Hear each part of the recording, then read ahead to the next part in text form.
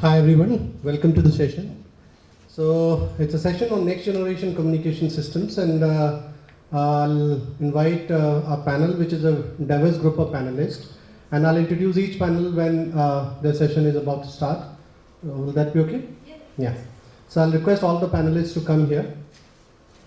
Mr. Rajiv Tikku. Mr. Rajiv Tikku is from One World Foundation. Mr. Sunandan Madan. He's from Dhani Rural Systems. Mr. Amaljeet Mukherjee, he's a project director of Shaping Demands and Practices project. And Ms. Farah Dada from Dasra.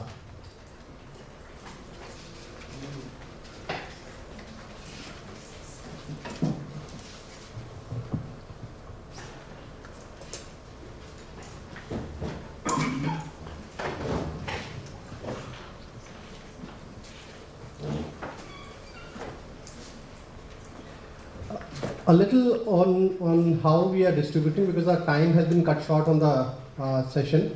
So we will be trying to restrict each panelist to about 6-7 minutes, and so that there's some time for you to ask questions.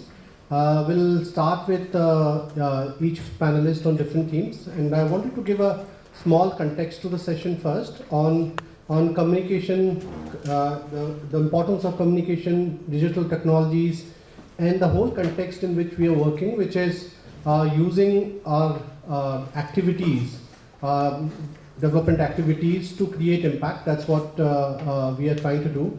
And communication plays a substantial role in reaching out, because one of the important challenges that we have been discussing for the last 15 years under the United Nations Millennium Development Goals as well, is how to reach out to the people in the last mile with our services, our messages, our products which are intended to them. And the most important part in this has been always how to communicate to them. Communication challenges can go to have different extremes. There could be an extreme where you're just not able to communicate to them. There could be technological hindrances, political hindrances, and other forms of hindrances. And then there could be a problem which is probably more easy to manage, which is how you package the information or content. One of the biggest challenge when we're talking about communication, and I'll narrate my experience in this regard from my company, is that if you look into most important, say recently we eradicated polio from the country through a mass immunization program which went on for years in multiple phases. It's probably one of the biggest success, and one of the most important factor in that was how we were able to communicate out to the people that it is essential for you to give multiple dosages to your children and booster dosages to your children. That message was put out to the people again and again very, very powerfully. Brand endorsement by celebrity was used, communication forms, all forms of communication from SMS to footfalls reaching out to each household, from ASHA workers to television campaigns, radio campaigns, every form of communication, newspapers was used to reach out to this message. But if I remember correct, the message was "Do boond zindagi ki." So the message, simplicity of message was the most important. That is the power of content packaging. If you package the content correct, then you'll be able to kind of bring in that message in the mind of the people that this is what we are expected to do. We have to get these 2 drops to our children. Right? This is something which is very important, and I think one of the 2 of my panelists, and I've been told, are going to talk about how to package content to pass on a particular message intended to a particular audience that they are working on. I'll request first speaker that I'd like to bring on to you would be a person who's working on the technology part of it, because technology is very important to from a delivery channel perspective, and then when we move forward from them into case studies on how the technology applied would give a better context to it.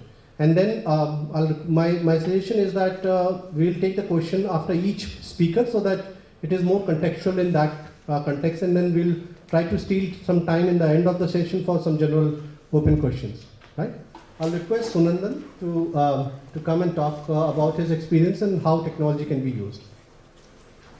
So Sunandan is co-founder and director of Dhoni Rural Information Systems, so based in Ahmedabad. The organization works with development sector organizations, and the idea is to use technology to amplify impact of development and increase the effectiveness of the program and projects which are there. They have developed various kinds of services, dashboards, MIS, monitoring and evaluation tools which are used by multiple organizations. And I'm sure Sunandan is going to share some of his experience in doing that. Thank you.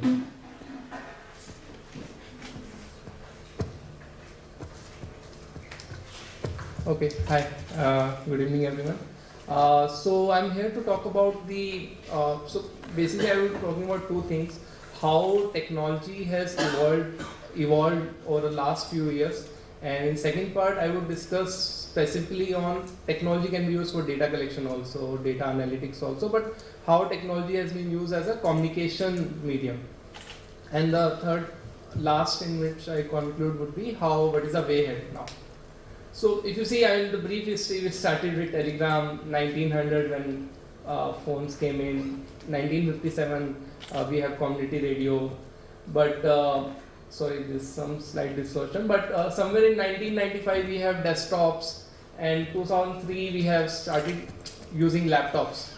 And if you see 2013 we have feature phones coming into use, and 2012 we have this Android based operating systems come into play.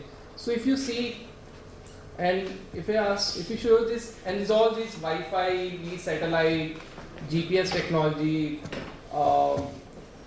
LAN cables. So if you see, these are all last 7-8 years. If you see this, all these technologies backend. So this I'm calling as a backend technology infrastructure, which has come into play, which has been developed and improved in the last couple of years. And this mobile phone, so how they have helped to reach out, and now this was not there probably before 2000.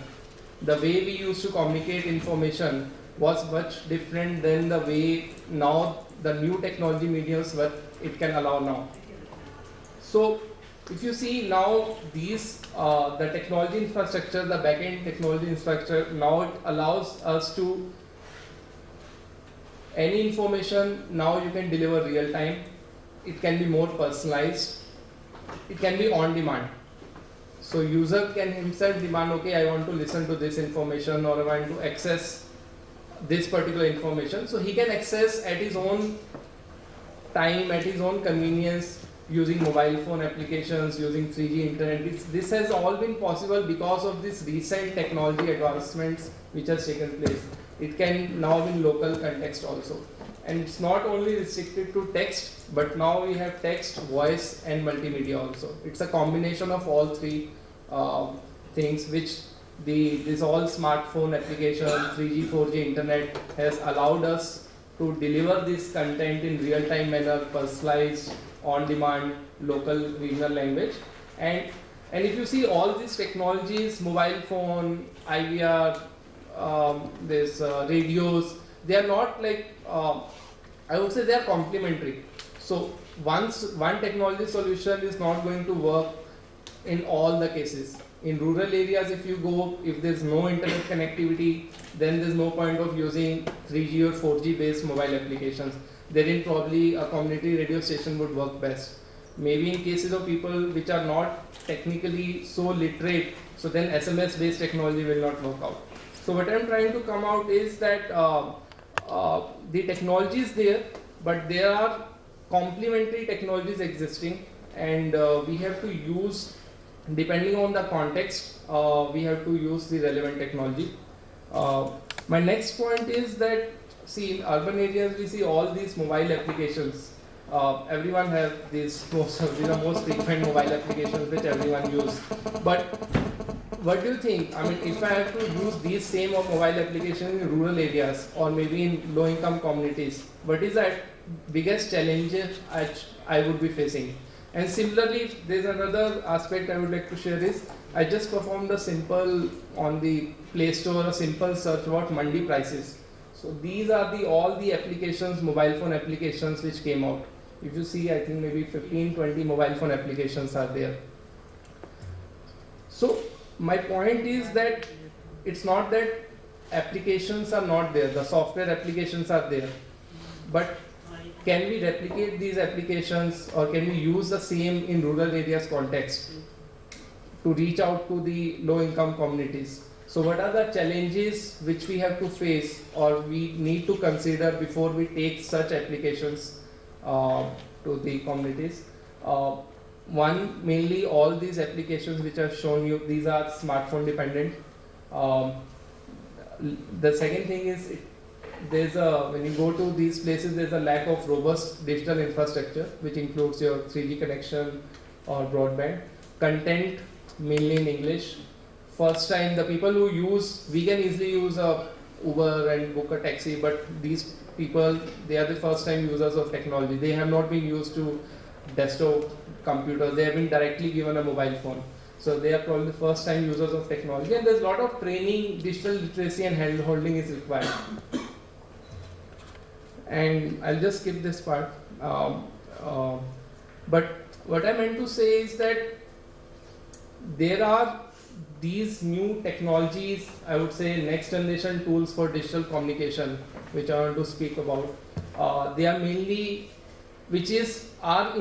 along with the mobile applications. Mobile applications are not the only means, but there's now recent technologies which have come up. One is cloud telephony, which includes your IVRS systems, toll-free systems. You can send bulk voice calls. SMS technology is also there. Community radio stations are there. So these are all complementary technologies. So you can use a mix of it depending on the context of the location. And I'll use some case studies. I think this I'll skip because sir is going to already cover this. But I'll come to this, a simple technology wherein you have seen that you type a SMS of a crop and then you receive the information about the prices, the mandi prices. So this is one of the way wherein if you don't have good internet connectivity, but using SMS technology also you can get information. Wherein you can send an SMS to a number with some particular keyword and it will return back the information about that thing. Similarly, how voice can be used as a medium to outreach people. So voice recently have been a big hit. I mean, we have services like voice streaming, wherein you can record your voice. We have been used to this Airtel calls now. When we pick up the call, we listen to this pre-recorded messages. But now technology has given us this ability so that even the NGOs and the social sector organizations can make use of such technology. I'll give you a very small example. I did an internship in Uttarakhand. It was a hilly area, so all the households were scattered. So they have a particular thing that they want to inform people in a very small amount of time to a large number of people and in a local language. How do you do it? So that was a problem statement given to us. And you cannot send SMS, they will read it, some will not read it. There are no scope of mobile applications. So then there comes this services like voice applications wherein you record your voice, you upload it, you send it to multiple people and they listen to it. It comes as a normal call, you pick up, you listen to that. And at the end you can monitor also, okay, how many people picked up the call, for what duration of second they listen to the call. So you can go to that extent also to monitor the how the information you broadcasted was effective or not. So we have such voice applications, voice survey, community radio. It can be both inbound and outbound also. You can also send some voice messages. You can also set up an incoming call center also, where people can call on a number. It can be connected to a person. It's kind of a virtual call center. Sunil, yes, closed. You can take 34 minutes. Okay. So yeah, just about to finish it. So some of the applications which we have seen for the organizations recently is they are using it as a agriculture, disseminating agriculture and health information, feedback on the government schemes and local updates and announcements. Yep, this one. And the last slide I would like to share is that See, in my opinion, the technology infrastructure is already there because of the recent advancements. Just that in rural areas, the broadband and network connectivity needs to go up. Hardware system is already there. There are now smartphones, cheaper smartphones are there. Software applications, a lot of software applications are there. But my take is that content, which is a major thirst area, it has to improve. And the workflow, how you use is all these technology components. This IVR, SMS, GPS technology, all this in the context of the project or the problem you are trying to address, that is the most important thing. Yep. Thank you.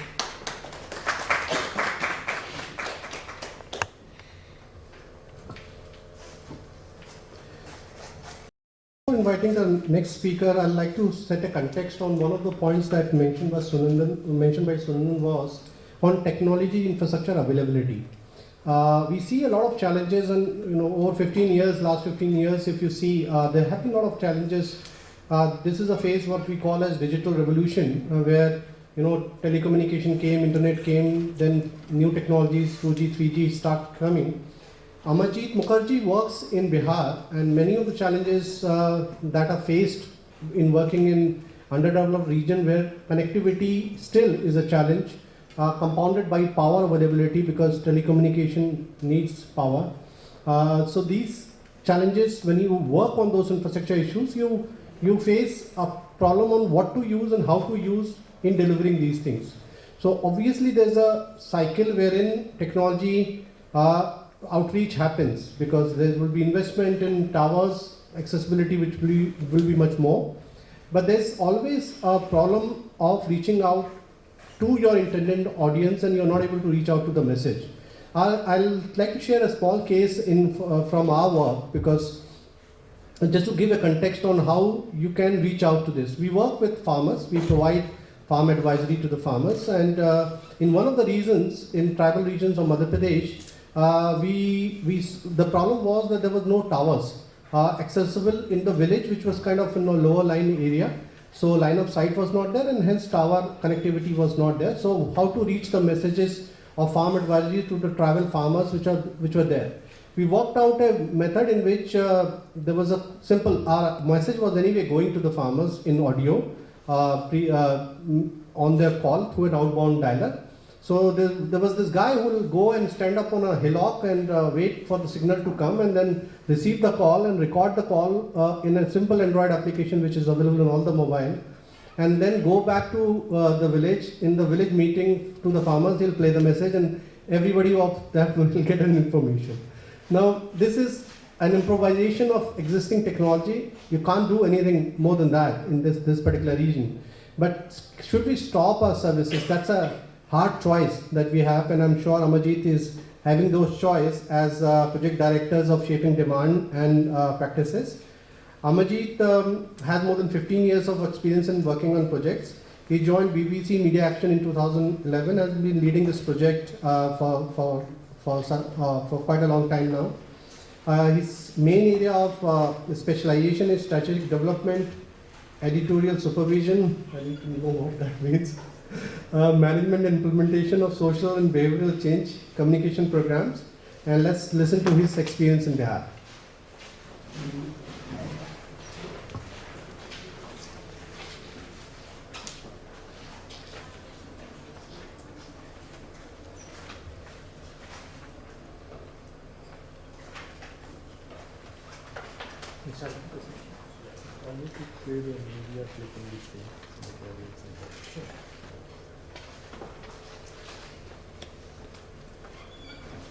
Thanks, Vijay. Good afternoon, everyone. As Vijay mentioned, I'm going to talk about our experience of working in Bihar. And this initiative where we work in Bihar is basically on working with the rural audiences, rural beneficiaries across all districts of Bihar. And we have been working very closely with the frontline workers who are working in the sector. Mainly Ashas, Anganwadi workers and ANMs. So in health sector and in the sector of nutrition, these are the major frontline workers that we are dependent on, and a lot of our experience is drawn on them. So the context in this case is Ananya program, which is a joint initiative of Bill and Melinda Gates Foundation and Government of Bihar. And in this initiative, we have been engaged as a lead partner to lead the demand generation component. And the range of issues that we work on includes the 1,000-day window, which includes period. It starts from the period when a woman gets pregnant and then continues through the childbirth as the child grows until the child becomes of 2 years of age. So that's the critical 33-month window or 1,000-day window, which is our focus area in terms of behavior change communication. So just to give you a context of the kind of challenges that we are talking about here, in Bihar it is about more than 80% rural, practically almost 90% rural audiences we are talking about. 70% illiteracy, higher illiteracy among women as compared to male, higher illiteracy in the rural areas. Penetration of mass media remains to be pretty low, and when we started in 2011, it was quite low. I mean, it was as low as like 18% at that point of time, if you look at the IRS report in 2011. The community health workers with whom we are working as Ashas, Anganwadi workers mainly, there was no availability of standardized job aids or communication aid or communication tools for them. There was sporadic, communication tools that were available only in few pockets, but no standardization. These health workers used to tell us at the beginning that they feel there was a lot of difficulty which they were facing in communicating in terms of convincing the families where they were supposed to convince families around, say, immunization, around family planning. But they found it very difficult to convince these families because they felt they did not have suitable arguments to convince these families about taking those actions. And there was another issue of recognition. There was lack of recognition for these frontline health workers, both at the community level as well as at the system level. And we'll talk a little more about that in the coming slides. However, at the same time, there were tremendous opportunities as well. So we had almost more than 200,000 health workers on the ground. So there were more than 80,000 Ashas, more than 80,000 Anganwadi workers, and then ANMs as well. So it's a huge workforce which was available on the ground. They were already recruited, placed, and they were in those villages. The other opportunity which was evident was more than 85% of these community health workers owned a phone. So they had a phone. And if you look at access to phone, almost close to 95% of them had access to phone. So they had either access to their husband's phone or father's phone or brother's phone. There was a tremendous appetite for learning and getting more. So people would be very happy to learn more. And that was the situation in 2011 I'm talking about. And there was a sense of pride also that they were working as these community level health workers, because that also gave them an opportunity to go out of home and talk to people, work with people. So that was a sense of pride in that also. The basic hypothesis on the basis of which this whole initiative started was to empower the health worker in terms of enhancing her skill levels, building her confidence, and enhancing the trust between the frontline health worker and the beneficiaries in those catchments, which can also lead to increasing the credibility between these frontline workers and the beneficiaries in those villages. Now, overall, it is supposed to increase the quality of engagement between these Ashas and the beneficiaries, the Anganwadi workers and the beneficiaries. So the quality of interaction needs to be enhanced, which in turn is supposed to lead to increased knowledge among the beneficiaries, positive attitudes among the beneficiaries, increased discussion within the family with the frontline worker, and then more self-efficacy to take some actions that she is talking about. So these all are supposed to lead to more intention to take actions and then ultimately taking those actions. So this being the hypothesis, I wanted to talk about that how we came about thinking for some innovative job aids. So when you talk about any job aid, the classic thing that you basically start debating about is what is the balance between standardization and leaving it more dynamic. So as we know, standardization has its own advantages. It's tamper-proof, it is technically accurate, no one can erase it, it is going to be 100% quality assured. But then at the same time, this whole standardization has to be in the context of local setting. It has to be in the context of the given environment. And that's the challenge, because in this case, if you give a standard material, it has to be contextualized in the given scenario, in the given ecosystem. So the interaction between this frontline worker and the beneficiary has to be so dynamic that it actually fills in that gap in that interaction, and it should be able to kind of give a solution to this whole debate that is going on between dynamic interactions and standard content. So the challenge in this case was that this must go beyond a routine interaction, because they were already meeting some of these beneficiaries in the catchment, yet they were facing those challenges. So the question for us was, can we think of a community health worker as a salesperson? And this question itself was kind of a blow, because when we work with the government and with many other people who are critical stakeholders, no one can think of a community health worker as a salesperson. But the answer to that question was yes, it could work that way if these frontline workers could be given and trained as a salesperson and then given a task to sell simple doable actions. And these simple doable actions are those things which they are supposed to do. And that led to the genesis of this thing which is called as mobile Punji, which I think Sunandan was also mentioning in one of the slides. So this is what was used in Bihar. It's a deck of cards which has also illustrations which talk about specific themes. And then each card comes with a short code which is dialed by these ashas or Anganwadi workers to access IVR, which is played in the voice of a character called Dr. Anita. So I just wanted to play a short video for you so that you actually understand how it works in the field.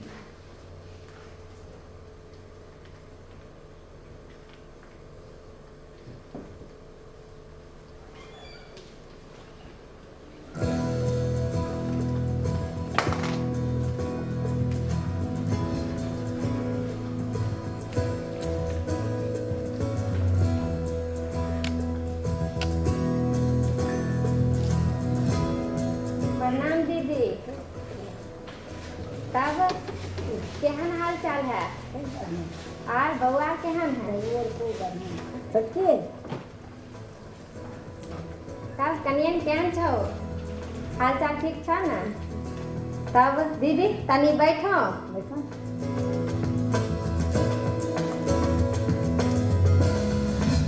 तब iron वाला गुटी मिललो और खैलो और सुइया ले लो रहा ना, तो कलिया की के परसों घड़ी कहाँ जेबो? हॉस्पिटले जेबो।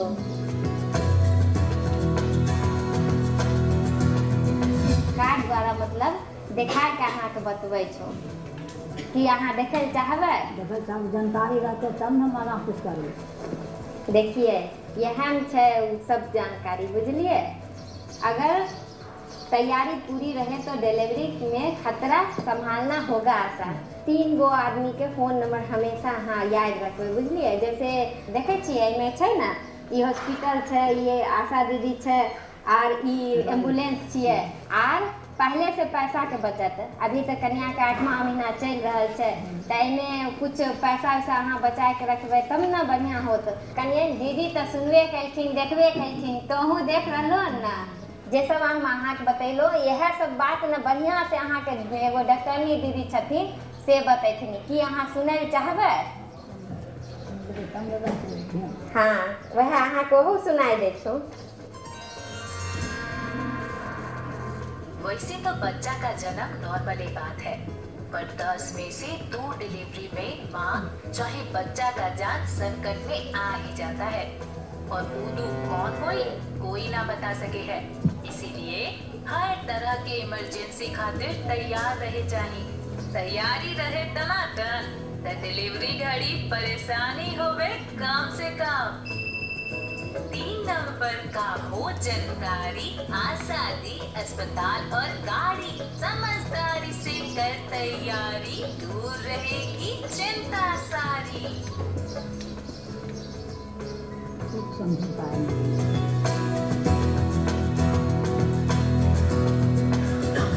कार्ड अच्छा रहे ना, और मोबाइल पर गीतों सुन लिए ना। हाँ परसों 3 से पहले आदमी के हर चीज तैयारी करके रखे के चाहिए, बुझलो?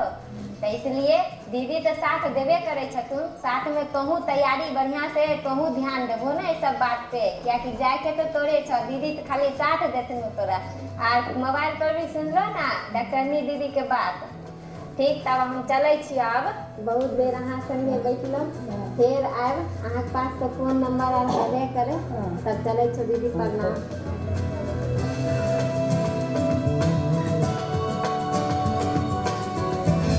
हाँ, खूब सास बतैली, खूब अच्छा लगले, तब आप अच्छा लगले तू जे अच्छा बतैल के अच्छा करबे न करबे।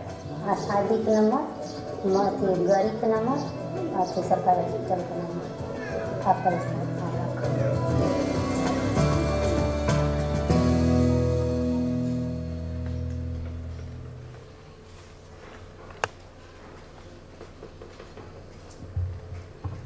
So, in the interest of time, I would like to kind of just give you a couple of figures on this. So, this tool is now being used by more than 60,000 health workers in Bihar, and close to 80,000 health workers have been already trained on this. So, as we progress and it is getting scaled up to all districts of Bihar, more and more health workers have started using it.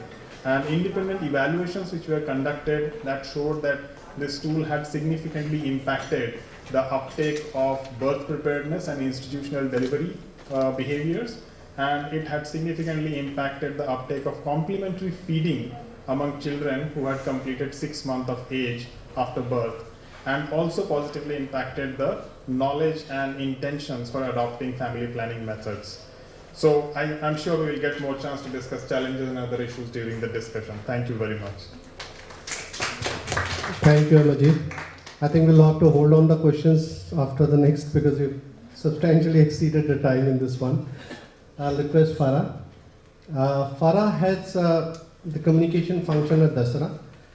She's responsible for saying entire range of communication into media, digital marketing, designing and branding, and she has had an experience in the same from corporate communication and marketing with the Adit Birla Group, where she was heading the CSR. She was working in the CSR portfolio and looking into such impact projects across a spectrum of partnerships with NGOs. Farah. Thank you, Vijay. Okay, I'd like to start my presentation by asking you all, how many of you all are on Facebook? Okay, great. Now, how many of you all use Facebook for your social organizations? So that's just a very minuscule number, and so my presentation today is about social media to create social impact. I'm going to delve a little bit on the numbers, and so this is what I decipher. The advent of the internet has changed the way people access information. People have become more technology savvy. People want information on the go. Almost everyone chats. If you look at the figures on WhatsApp, and if you look at the people who are on groups, that speaks for itself. Also, visual consumption of data or information has increased, and Indians have gone social in a big way. So if you see the number of users on Facebook and the number of users that are increasing month on month, that's the figure. Dasra embarked on their journey of social media a lot early. We actually took on this journey about 4 to 5 years back, and we are actively engaged on the 4 platforms, which is Facebook, LinkedIn, Twitter, and YouTube. And we use them differently. So Facebook to us is a platform to celebrate the social entrepreneur, and Dasra is basically a catalyst, and we do a lot of work in the field and create a lot of awareness on the social sector, which is why our reach through social media makes a lot of sense to us. LinkedIn is actually a great tool, and I think just before I came in here, one of my panelists was talking about the challenges of getting funding. Well, LinkedIn is a great place to chase those funders who have the amount of, the right kind of money to, perhaps invest in social impact. Twitter is another tool that we use to drive online conversations and build thought leadership. And YouTube is, of course, our channel for a lot of visual consumption.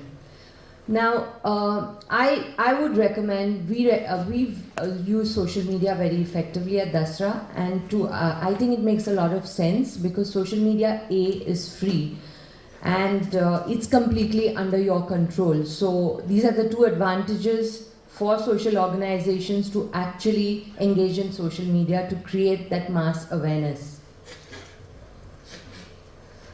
I will now talk a bit about one of the campaigns that we did, which is called the Think Gender campaign. And this was, so while we invest a lot in social media and we engage in social media at Dasra, but we cannot neglect the advantage of traditional media. So at Dasra, whenever we start, it's a very campaign-based kind of communication that we do. So when we start, we think of a campaign, so there are reports that are published in Dasra, and then we have to disseminate that report out into the media. So my social media head and my traditional media, my PR and media relations head will sit together and we will develop a campaign which will run parallelly. So this is the Think Gender campaign which was launched. As you can see, the report is called Insight, and it was actually just creating awareness on the sector on the adolescent girls, and creating awareness on people to look at things through a gender lens. So this is just snapshots of the report, which was a pretty intensive 80-page document which people tend to just skim through. And what we did is we actually created it into chunks of media. So we published a press release, reached out to journalists. We also had a campaign, we ran a campaign on the digital platforms. And we're happy to tell you that it actually got published in the Mint, in Times of India, and some of the online publications which have a lot of influencers. So you also had it on Lady's Finger, Jagore.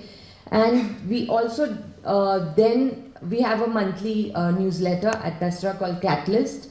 So we also, that month the theme was on Think Gender, and we kind of published stories on that, and we disseminate that to almost 7,000 to 8,000 people who are on our mailing list.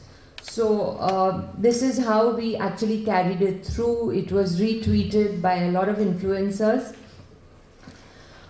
Another thing I'd like to introduce to you all is the whole concept of using a visual. So people are now consuming, people don't have time to read through thick reports, people don't have time to read through heavy content. So visual media is becoming very critical, and it's more fun to actually consume. So we had a challenge in our team, and so Dasra has 4 ecosystems. One of them is sanitation, and our sanitation team came to us, and we work closely with the Bill and Melinda Gates Foundation. So they said we need to create awareness on this sector, but it's a very gory picture. So how do we actually disseminate this information, and how do we make it interesting? So we actually toyed with the idea and said, how do we do this? And we said, let's actually create an audiovisual. So great, we decided to create an audiovisual, but you don't really want to go and shoot urban toilets. It's not a good thing to see, but you have to create that awareness about the whole sanitation value chain. So we thought, and we said maybe animation is the best medium to use. And we actually launched this at the Dasra Philanthropy Week in March. On day 1 of launching it, we had almost 22,000 views on day 1. By day 3, we had 55,000, and we've now crossed over 1 lakh views, and we've gone viral on that video, which is also being used by the Ministry of Urban, MOUD, and the Ministry of Urban Development. So I'd just like to share that small piece of audiovisual content.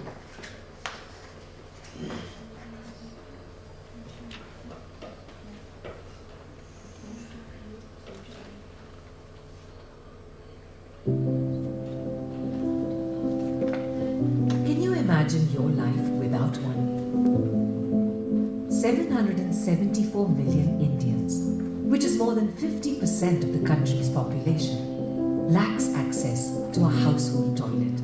With more than half the country looking for a place to defecate, the Indian economy loses $10 billion a year in productive hours. This impacts education as well, with girls missing an average of 5 days of school a month due to lack of separate toilets. Is a toilet the solution?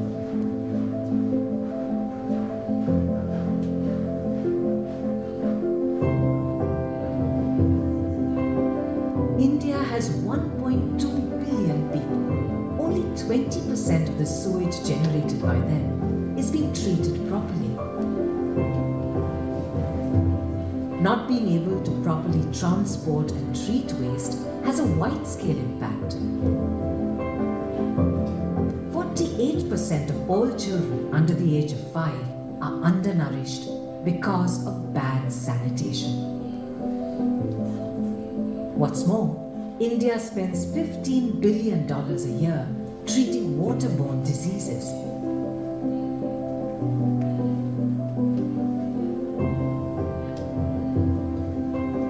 Let's fit in the missing pieces.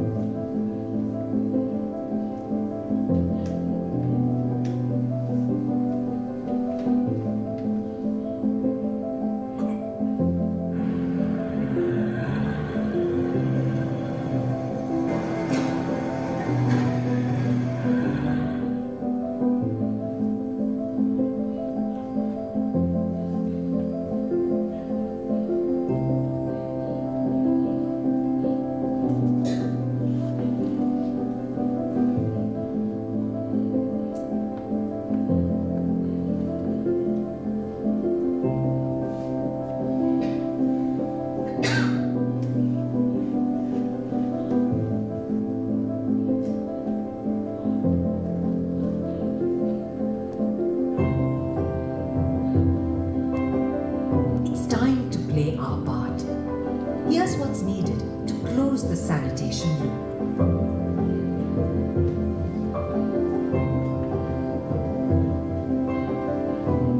A future reimagined, where waste is never wasted, and more our lives. Thank you. I'd just like to end that at Dasra in our journey, we are going to look at more creation of more visual content, especially now the new generation media is virtual reality, which we are exploring. The question you may ask me is it's very expensive, but a lot of agencies have approached us to do pro bono work. And there are a lot of agencies, advertising agencies, who are doing this as their CSR. So I'd request all of you to tap into that. Thank you. Thank you, Farah. One of the points which got covered in this presentation was using communication digital media tools for behavioral change, bringing about a change in a behavior of a community or a person or a society, even governments for that matter. I think our next speaker is someone who is going to talk about this a little more. One thing which I wanted to also kind of talk to you about is our work on giving information to the farmers. It is very important for you to understand, so there is something called agriculture extension system that the government has, which aims to reach out to the small farmers. 85% of total farmers in India are small farmers, small and marginal farmers. Our agriculture extension system doesn't reach them at all. Almost it doesn't reach us at all. It never has been able to reach. Reaching out to a population which is so small that they don't have the time to come into your farmer field schools or your demonstration plots. They don't have the means for even coming to these systems. Communication systems or technologies play a good role. That is something which we experimented about 9 years back when we started our work on providing farm advisory to the farmers.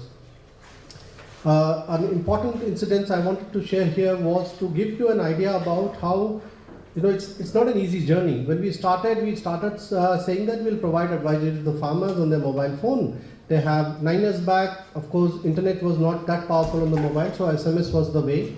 We provided information on weather information, market prices and everything, and we thought, even actually we believed that we will change a hell lot of difference. We'll make a hell lot of difference in the lives of the farmers. There were Harvard case studies written that some 2 students came from Harvard University and then they started something in Tamil Nadu, who were giving market advisory to the farmers, and suddenly the life of the farmers changed, income tripled and all of those things. We also actually believed in that and found that in reality it doesn't work at all, right? Market price don't change dynamically the dynamics of agriculture markets at all in the first place.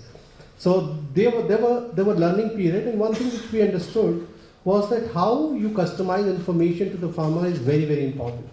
And that's where our learning came, and it actually came in an incident where I was just talking to some of the farmers in a village in Tamil Nadu and realized that most important thing, of course it looks very stupid for me to say that in front of you right now, it's so common sense now, but from 9 years back, 8 years back, just imagine my surprise that, the main thing in crop life cycle for a farmer is the soil, the land on which the farmer is cultivating.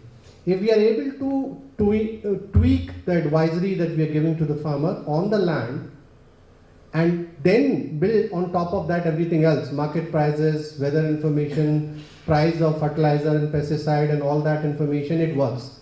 Otherwise it will not work. So customization, and if you remember the first presentation where Sunandan was talking about personalization, when you personalize information to a farmer level, so what we did was something what we call a site-specific nutrient management system, which is already available. We created algorithms which use certain parameters like type of land, soil type, acidity of the soil, location, geolocation of the soil, because from the geolocation you understand nutrition depletion which happens due to the intensity of sun rays. We used multiple factors, multiple parameters, and created an algorithm which worked in real time to calculate that in this area for this farmer growing this crop, what is the amount of nutrient which is required to be put in the, and the byproduct of that was another thing which happened for us was we were able to actually reduce the consumption of fertilizer for the farmers by almost 30%. Because they were able to minimize the use. Farmers actually never, we think that the farmer used less, but they actually ended up using more simply because they just don't know. It's our eagerness that if we put more, it will be better. The more is better. But in the case of soil, it actually poisons the soil, which is a growing problem already in Punjab and other regions. So this is one example of how you personalize content to a level where it is useful for the people, they find it useful, and then they of course start using it. I'll request Rajiv to come and talk about his experience. Rajiv is Director and Editor-in-Chief of One World Foundation South Asia. He has been a journalist by profession, working with the Indian Express Group, India Today, Financial Express, and many other organizations. He has management position in the United Nations Millennium Campaign as well. Rajiv. Thanks, Vijay. So I think I'll help here.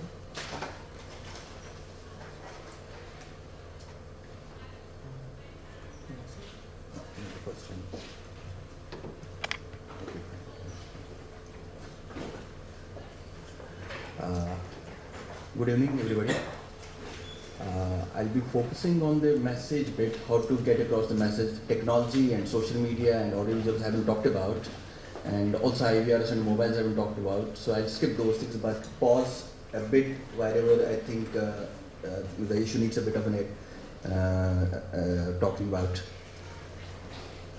I'll begin with our experience at One World. A couple of slides about One World. It's structured like this, where there will be an overview of One World, our experience with mainstream media, our learnings, what interests media, and how media looks at things, what they want, apart from things what we want them to do, and then how to do the mapping bit where we get it right, and then going forward. So One World is an ICT for D organization. We're part of a global network of One Worlds, and in India we're registered as a Section 25 non-profit company. We work under two verticals, technology and communication. In technology, what we do is we create knowledge management portals along with the content, original content, which could be original content as well as aggregated content. We're done on climate change, governance, stuff like that. We also run IVR services on agriculture and education, which some of my friends are already doing. Agriculture, whereas lots of people are doing education, we did for teacher training actually. Lots of people are focusing on children, education, toilets, but there's very little focus on teachers, supporting teachers. We've done that in Rajasthan along with the municipal government of Rajasthan. Then in terms of last mile connectivity, wireless mobiles and everything is fine, radio is fine, television is fine, community radio my friend talked about, though I don't know why he left radio out of it. We also experimented with info kiosks. We have had our own challenges in reaching the last mile, despite mobile and everything else. We could still see that there was a bit of a challenge, people didn't have connectivity. And we developed something called an info kiosk, which we called Nyaipath. It was to reach out social sector laws, policies, schemes to illiterate people who we can't wait for them to get educated to Google stuff. So what we did is for Jharkhand and Chhattisgarh, we collected content around 10-12 themes: disability, marriage, divorce, your rights in the police stations. Synthesized this content. We took two most challenging states, Jharkhand and Chhattisgarh. We got this state content as well as the central government content which was applicable to those states, synthesized it, turned into an audio in Santhali and Chhattisgarhi, backed it with icon-driven visuals, and then it was at the last stage it was backed up by animation storytelling. For example, about girl-child abuse. It's not very easy to talk about it. So we did have that kind of experiment we did in Jharkhand, Chhattisgarh. We installed around 50 info kiosks there, and which are doing reasonably well. Then, of course, we also developed our mobile apps on gender, maternal health, water, sanitation, nutrition, agriculture. I'll skip those areas. Then in communication, what we do is we've done research and documentation of best practice, probably around 300 good practices all over the country, which are available in public domain. And these studies have covered most of the country, right from Andaman Nicobar to Northeast to J&K. And some bit of it in South Asia, also Bangladesh, Nepal, we've done. And the next thing in communication we've done is we also held lots of conferences. Particularly we're heavily into community radio sector, where we work with Ministry of Information Broadcasting very closely. And we hold this conference annually where we get to around 180 stations from all over the country. And this for knowledge sharing essentially. Then of course we have our own house portal which is called One World South Asia, which has been focusing on MDGs for long. Now of course going forward SDGs is the flavor. Then social media, which some of my friends talked about. Now, our experience of media, we have been running a program on All India Radio FM Rainbow for the last 6 years on development, which is called Ek Duniya Ek Awaaz, where we co-create content with our partners, NGOs, as well as other government ministries. This is supported by our work with community radio stations, where we work closely with 180 stations, as I said earlier, and we help them in facilitating them in getting licenses, navigating through the government departments. Getting license for a community radio station is very difficult. For my friends who don't have an idea about community radio stations, all of us listen to FM. Community radio station is typically a non-commercial FM station which operates within a radius of 5 to 10 kilometers in very remote corners of the country and in areas where commercial broadcasters don't generally go. Of course, we have in Gurgaon also, we have in Noida also, but we have some in Tamil Nadu has the most number of community radio stations. And these stations are only set up by either educational institutions or NGOs or Krishi Gyan Kendras. So commercial organizations can't get into it. Of course, corporates have founded their own way of setting up CSR wings and applying for community radio licenses through their NGOs. So that's also happening. GMR Group has one. Then of course, the other thing we have done is that we also institute some media fellowships on hunger and food security, undernutrition, decentralized plan. These are issues which mainstream media doesn't generally cover because it's probably not sexy or doesn't pay them. So what we have done is we're partnering with the Akshay Patra or APRI or UNDP, Government of India, to institute media fellowships where we get mainstream media guys to write on subjects related to these areas. And it also ensures guaranteed publication if the quality is good enough. Then of course media tools. Now what has been our learning out of this, probably some of it could be helpful for others also. One is being on top of the discourse related to your story, which is what people should know. Of course, we know that we have a story and we think this is the most important story. But having said that, 10 other people who also think that their story is equally important. So we need to know what is the latest discourse. View your story very objectively, your story versus other stories. You may be working on HIV/AIDS and you think this is the most important thing right now, but somebody may be working on climate change. For him, climate change is the most important issue. So one has to see what the media sees and what's the discourse out there, what really is needed at the particular point in time. Then research what is getting disseminated on related topics, for example, HIV or TB. Now, if you have a story on HIV, if the stories are happening on TB, it's a global World Day on TB, so probably the linkages are very necessary to get a place in the media. Then what also helps is smart packaging. Media is as lazy as rest of us. So if they get things on their table, it's much easier for them to reuse it, repackage it and push it forward. Then choose timing if you have a choice. Now if you have a story on BRTS and you are doing it in odd even days, when odd even is what is being captured by the media, then probably it won't find a place unless you have a linkage there. So one has to look at beyond the story also. Then position the story as exclusive if possible. So if it's a run-of-the-mill kind of a story, probably nobody is going to take it. Then of course, if the issue is big, then seek professional help. PR agents are out there, they come at a high cost of course, but then if the issue demands that, that should not be avoided. Then other things, this slide will be substantiated by the subsequent slides which I'll come further down. One is choosing the right medium. When you position a story, messaging, I won't talk about messaging, you know what you want to communicate, but I'll talk about how to position your story so that it has an uptake outside. So choose the right medium, whether it's television, radio or mainstream media. Be aware about formats. There are different formats which the newspapers have, television has, print has, or magazines has. So those formats one has to be aware of. Because media also works in silos. So media is not a monolith where you go with a story and media will publish it. Explore different angles for different segments. And also do your homework. Know who's who amongst reporters. If there's somebody writing on health, so better approach health person rather than go to the chief editor. It's not going to work that way. Then of course avoid pitching to more than one reporter in one newspaper. If I have friends, more than one friend in a newspaper, I can't be selling the same stuff to both of them because they meet during the day, they talk about it. Then take senior editors into confidence if the issue is big. And don't overdo, don't overkill. Now what interests media essentially, it's not any incremental story. You may be engaged in a project which has been happening for the last 5 years, so you think that every day is a new thing. But for media probably is the event, is the evidence, is success or failure, is launch closure, is midterm review, is riding the wave. Now what is happening outside, probably if you can develop linkages with that, it's much easier to sell a story. Now if you have a contrarian story which is backed by evidence, then of course you still have a case. Visuals, talking heads, celebrity endorsement, celebrity writers. Now if you have an important issue, probably you're not the best person to push into a reporter. Probably you go to a columnist who is doing it. If it's about a bigger planning issue, probably one could approach Vivek Debroy. He may not write on it right at that moment, but it may be at the back of his mind, he'll get it somewhere. Then look at the media. Now media has its own lenses to look at stories. News agencies, you know, so news agencies would be interested in news per se. Features agencies would look at features which are not really spot stories.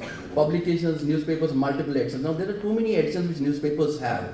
So you may have a story about Jharkhand, but you may not like to pitch it to a newspaper in Jharkhand. You'll like to sell it to a newspaper in Delhi. It's not going to work that way. But if you go and pitch it to a newspaper which has a Jharkhand edition, it's much easier to get it out there. Then of course on radio, All India Radio, of course all of us know that is a 99% kind of a reach. FM of course limited. Community radio is something which I'd like to dwell on for a while.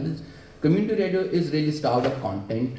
If you have good content, community radio is willing to pick it up, but it has to be local content, it can't be national content. Except probably health. Health is a cross-cutting issue. Yeah. So health is a cross-cutting issue, health they will pick up on, but if it is education, they'll have to take it on locally. Then TV news, of course, you know. I'll just talk about general entertainment channels. Now, lots of NGOs have pitched their stories to entertainment channels also, like Population Foundation of India and Doordarshan. They have a serial called Kuch Bhi Kar Sakti Hu on gender and women. So if you are able to position, it will also help you get funding also here. It's much easier. Then there's online. And alternate media where you always have a ready audience, always for this kind of stuff. So that's always there which you can approach. Social media we have talked about. Media also looks at it through footprint kind of, whether you're looking at a national action, international action, regional action. So if you want a story in the which has an international flavor, then probably it's better to pitch it to an international edition, Asian edition rather than to an Indian edition.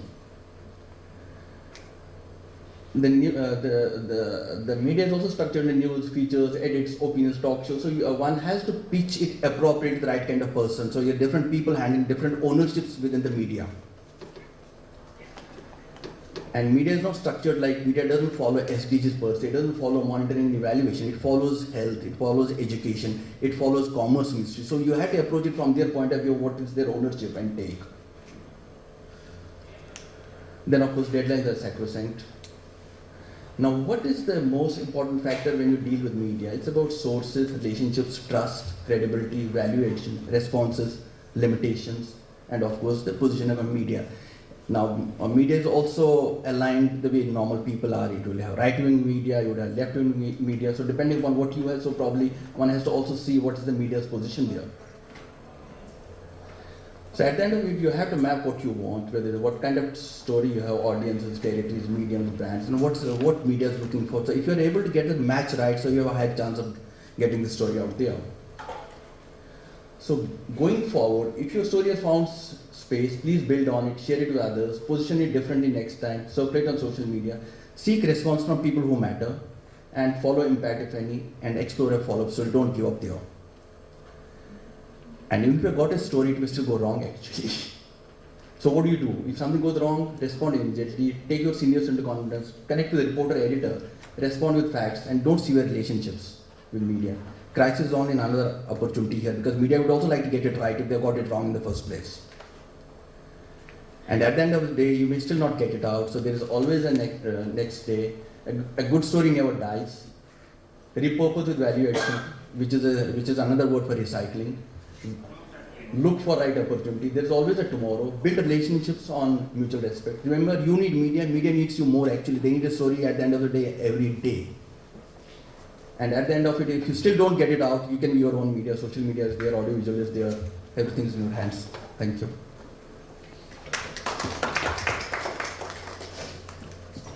Thank you, Rajiv.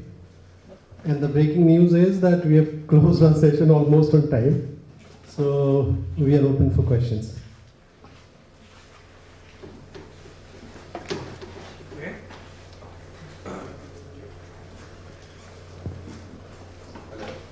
I think the question is for Farah. I'm Harsh from Sarthak Prayas. We are a Delhi-based NGO. The challenge grassroots level NGOs face that when we approach these PR agencies or advertising agencies or probably even website designing companies, they don't find us credible because we are on a small level.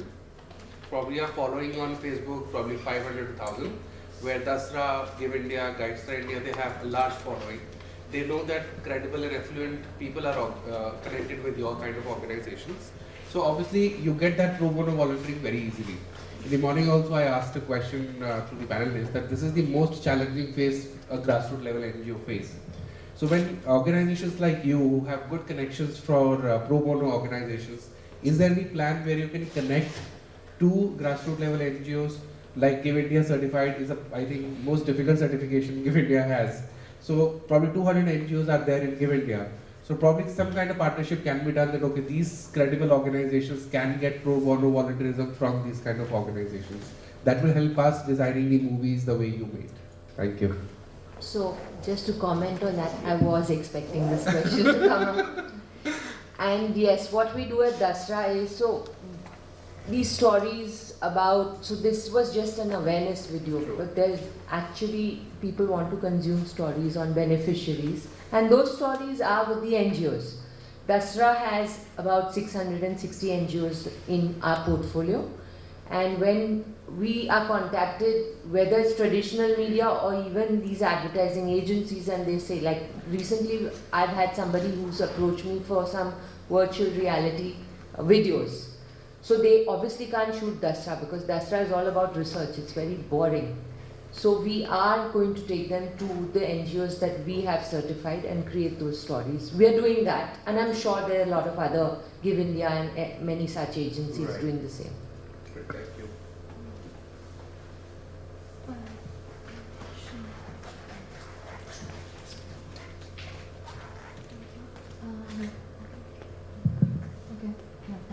Hi Farah, I found your presentation to be very enticing, and there were certain questions that were just in my head. first thing was that the video that you showed us, it was pretty incredible, but it was all about urban sanitation, right? And you are sharing it through social media, networking sites, right? So on SNS, if I talk about this entire thing of urban sanitation, the people who will, sort of get advantage by watching this video are probably not connected on social networking sites. Like for example, I remember last year there this film that came out, this documentary called Indefensible Space, which was made in Dharavi. And you chose, this entire thing with animation. What they did was that they basically made a documentary with in participation, collaborative, participation with the, slum dwellers out there. And they actually shot that gory images of the kind of, this collective and this, toilets that they use. So my question was that, why not, make people participate in the kind of problems that we are going to, this is the question of the entire dais actually. That, why are we not including people while we are, just producing content for them? Why are we not including them in sort of questioning and raising awareness about their own problems? Because they actually have a lot of things to say. Is it like we're not giving them the platform to say? Is it like we're still on that, kind of an empirical platform that we are the producers, we are the consumers, That's one thing. And also that social media networking sites, like I'm also working on it, and it just does not have that kind of a reach for the grassroots kind of a audience. Because even if I talk about the other campaign that you were talking about, Think Gender, so the kind of audience, the target audience, what is the audience that we're looking at? Many people who actually connect on Facebook, many students or whatever, they come to, a lot of migrant students who come to cities, and we're talking about such campaigns. What kind of effect will it create? Because there's something called as additional value understanding. Until unless you do not, know about these issues at large, you do not know deeper about these issues, how are you going to just get, sort of benefited by, this entire thing of being online and getting to know about them? Because there's this entire phenomenon of slacktivism happening, parallelly with the entire campaign that's happening. And one more question to Rajiv. You were talking about this entire thing of community radio, right? So I just want to know that we have been talking about it since decades now. What is the new thing that the community radio is doing? Like we have to, don't you think that we now are at a platform where we can actually use community radio as something else as well? There are already, developed examples, like if at all you're aware of this thing like CG Net Swara, how they are using community radio is an incredible example, and we can maybe put up models like that for community radio rather than only talking about how community radio is reaching to us and how it started, what it's doing, and the kind of content that we are producing, or only sort of targeting at the media personnel for creating the content for them. So maybe we can look at examples like Swara or something else, So that's one. Can I go first? Okay, so the sanitation video was the first video that we actually worked on, and it was just creating awareness within the sanitation space among stakeholders that are actually working now, and with this whole Swachh Bharat thing. But there is Bill and Melinda Gates Foundation is actually working big time in the sanitation space. They have about 72 grantees that they're working with, and each one is doing something in silos. So the whole purpose of this video was to create the whole sanitation value chain and bring it across to the stakeholders who are actually working in this space. So the purpose was different. Going forward, we've realized that now we need to start doing series of these videos, tackling each kind of, also they've defined 5 different focus areas in the sanitation values chain that need to be worked on. So we are going to do a series of them. We're also looking at translating content going forward. And yes, it was a conscious decision not to shoot gory pictures on that, because there's a lot of content actually on that. So we did research when we were making this film, and we realized that people are actually shooting those kind of films. A lot is available. They've even gone and actually used terminology. They've not stopped at using terminology like shit and this and that. So it really does, and when we did a kind of a research and people said, listen, we don't want to see that. You know, at the moment, and the purpose was also different, it was to communicate to these stakeholders. But yeah, going forward, we'd like to shoot with the stakeholders. So, and we are into urban sanitation. So our Dasra works only in urban sanitation, not working in rural sanitation for now. So we've decided that we do these stories, but we'd actually do stories on model kind of sanitation states or cities that have done a lot more work on that and showcase that instead of showing a very gory picture. Because everyone's seen the gory picture, but no one's really seen the good picture. So then taking it to forums and showing them the positive story. So that was your answer to the first question. The second question on social media. Yes, again, we don't really, at Dasra we create awareness on sector, we create a lot of thought pieces and sector knowledge. So our stakeholders again are very different. We reach out to, we are consciously trying to create and inculcate a kind of a movement and amongst youngsters to actually look at philanthropy. And I feel a lot of youngsters today are more clued in than what we were in our in our generation. So the purpose is to actually show this, and a lot of people who work at Dasra and actually volunteer are very young students who come spend 2 years there, do a short stint with us, and so that's the purpose of creating thought leadership, sector knowledge, and kind of like a movement where you inculcate this habit amongst the youngsters. Thanks. If I may add to what my colleague has said, in terms of sanitation, for example, involving the end users or stakeholders, it's just one of the things one of the organizations has done. So there are lots of things that are happening across the country. For example, we ourselves did survey behavior of end users using mobile apps in Bihar, except Nalanda actually. So these were local communities involved in surveying their own behaviors. So it's not that communities are not involved. And if I look at Bihar, there is a CLTS happening, community-led total sanitation campaign, where the local communities are involved in encouraging, prompting, and even to the extent of forcing people to use sanitation facilities. And these initiatives are leading to good results. There are lots of ODF villages which have been created in Bihar, so those things are also happening. Coming to the second thing of community radio. Community radio is only 10-year-old in the country, unfortunately. And it's not decades old, it's just 10-year-old. And in last 10 years we've come along when community radio is at the end of the day about spectrum. And spectrum is a very highly commercialized commodity. So it's not very easy to set up a community radio station. That's one part of it in terms of numbers. In terms of what they are doing, these are not run by big media. So sustainability itself is an issue. The mere fact that they're surviving is a big achievement for them. That's part one. Part two is community radios, by their very definition and by their license conditions, they're supposed to be generating 50% of the content along with local communities, which means it's co-creation of content. So that's already happening, and they're also using IVR systems, they're also using mobile applications, and they're also using actual narrowcast, which is the other thing we missed out on. They're using lots of integrated technology solutions to survive, prosper, and also do the work they're supposed to be doing. It's happening actually. It may be a good idea to take a look at some of them.